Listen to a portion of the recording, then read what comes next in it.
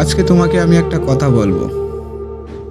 তোমার জীবনে কেউ যদি না থাকে তোমার পাশে দাঁড়ানোর জন্য, মনে রেখো তোমার নিজের ছায়াটাই তখন পাশে দাঁড়িয়ে থাকে। যখন সূর্যটা জ্বলছে তুমি একা নও, তোমার ভিতরে এক অসীম শক্তি আছে, যেটা হয়তো আজ বুঝতে পারছো না, কিন্তু সেটা একদিন পাহাড়কে নড়াতে পারে।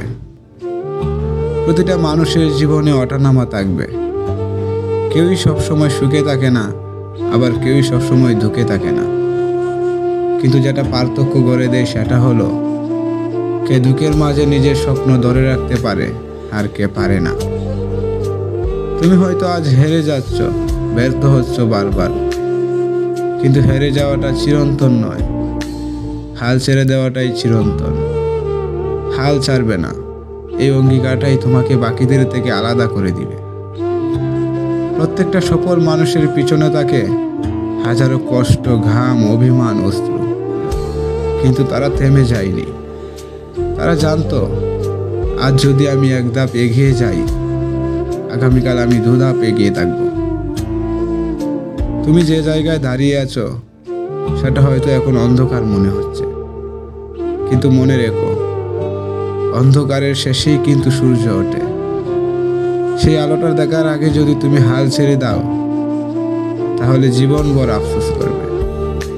কখনো ভেবো না আমি পারবো না, এই পারবো না কথাটা তোমার মাথা থেকে মুছে ফেলো।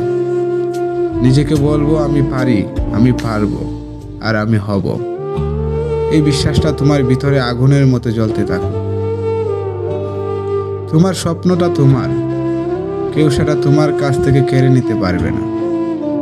শুধু তুমি নিজেই পারো সেটা ফেলে দিতে। কাজেই তোমার দায়িত্ব তোমার স্বপ্নকে আগলে রাখা, বড় করে তোলা, আর প্রতিদিন একটু একটু করে তার পেছনে কাজ করা। সফলতা একদিনেই আসে না, কিন্তু যদি তুমি প্রতিদিন এক চুমুক করে পরিশ্রম করো তাহলে সাফল্য একদিন তোমার দরজায় কড়া নাড়াবেই। নিজের ওপর বিশ্বাস রাখো, সময় লাগবে কিন্তু ঠিক পৌঁছাবে তোমার গন্তব্যে। এটাই বাস্তবতা।